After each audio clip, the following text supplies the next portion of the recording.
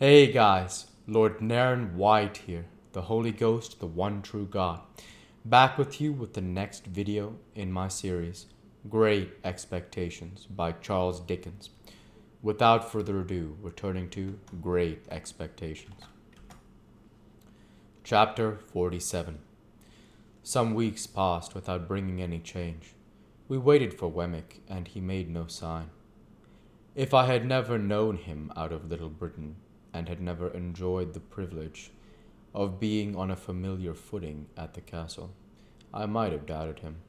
Not so for a moment, knowing him as I did. My worldly affairs began to wear a gloomy appearance, and I was pressed for money by more than one creditor.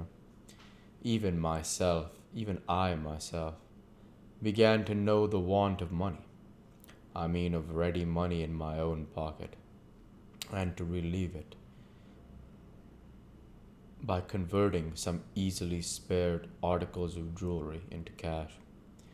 But I had quite determined that it would be a heartless fraud to take more money from my patron in the existing state of my uncertain thoughts and plans. Therefore I had sent him to the unopened pocket-book by Herbert, to hold in his own keeping. And I felt a kind of satisfaction, whether it was a false kind or a true. I hardly know, in not having profited by his generosity since his revelation of himself. As the time wore on, an impression settled heavily upon me that Estella was married. Fearful of having it confirmed, though it was all but a conviction, I avoided the newspapers, and begged Herbert, to whom I had confided the circumstances of our last interview, never to speak of her to me. While I hoarded up this last wretched little rag of the robe of hope that was rent and given to the winds, how do I know? Why did you who read this commit that not dissimilar inconsistency of your own, last year, last month, last week? It was an unhappy life that I lived, and its one dominant anxiety, towering over all in its other anxieties, like a high mountain above a range of mountains, never disappeared from my view. Still, no new cause for fear arose.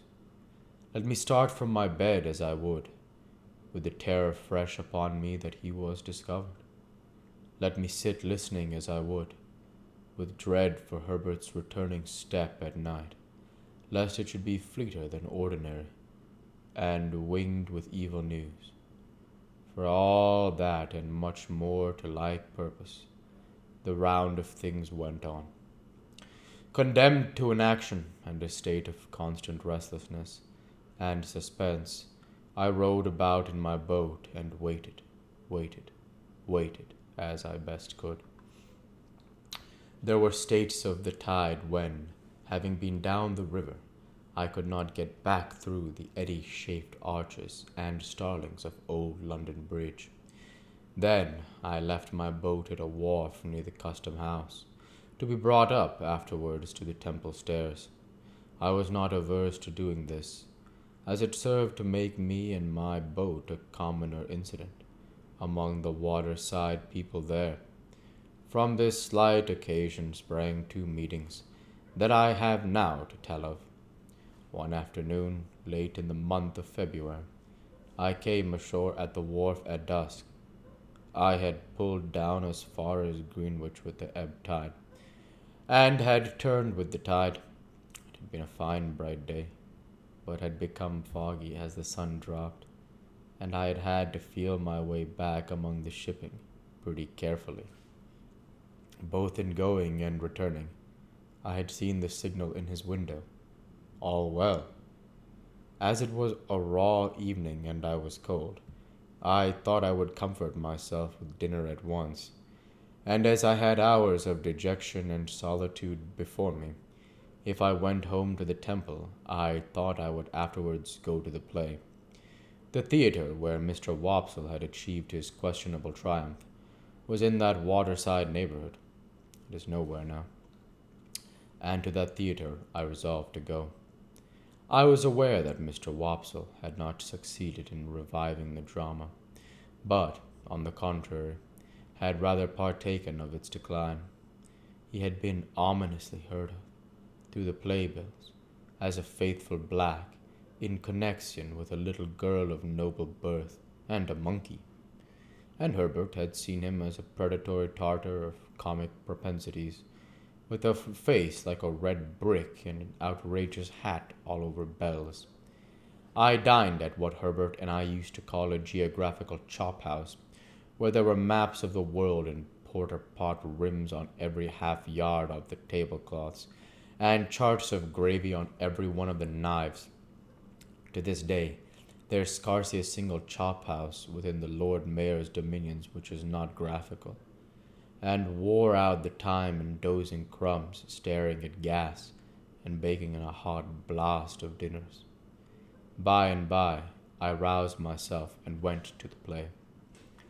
There I found a virtuous boatswain in his Majesty's service, a most excellent man, though I could have wished his trousers not quite so tight in some places, and not quite so loose in others, who knocked all the little men's hats over their eyes, though he was very generous and brave, and who wouldn't hear of anybody's paying taxes, though he was very patriotic.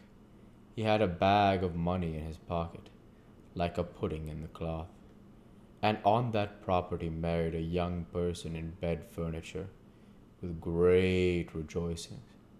The whole population of Portsmouth, 9 in number at the last census, turning out on the beach to rub their own hands, and shake everybody else's, and sing, "Fill, fill."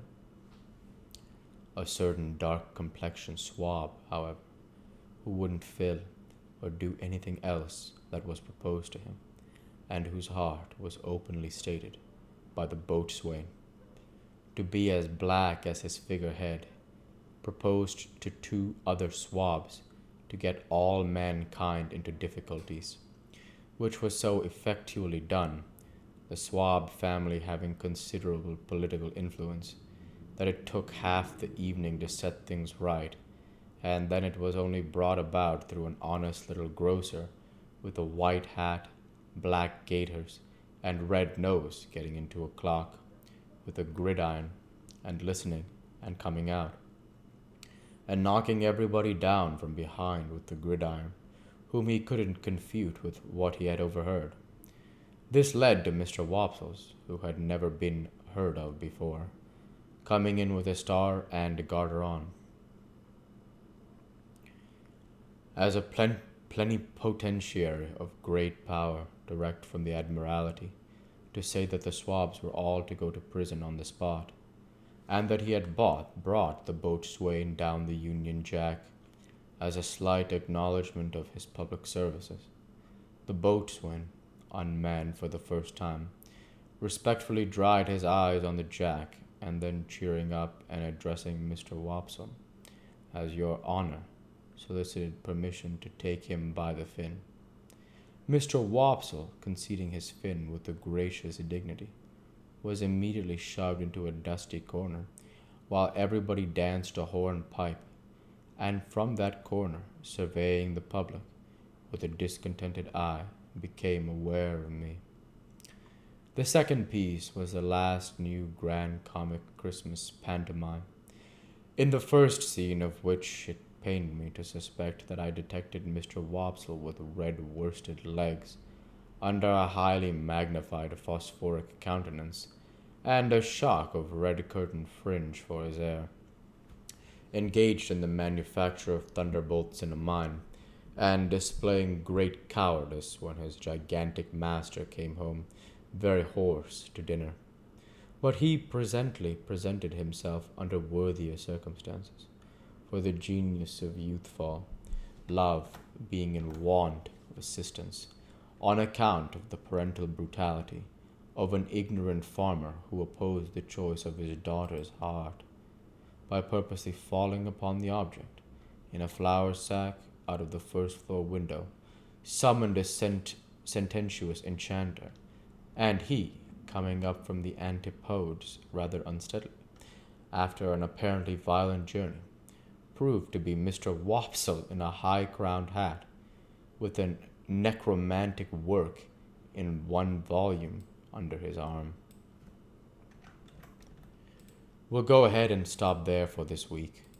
As usual, I want to say thank you for watching, and I hope you enjoyed. Please like, comment, and subscribe, as it greatly helps the channel. Light be with you all.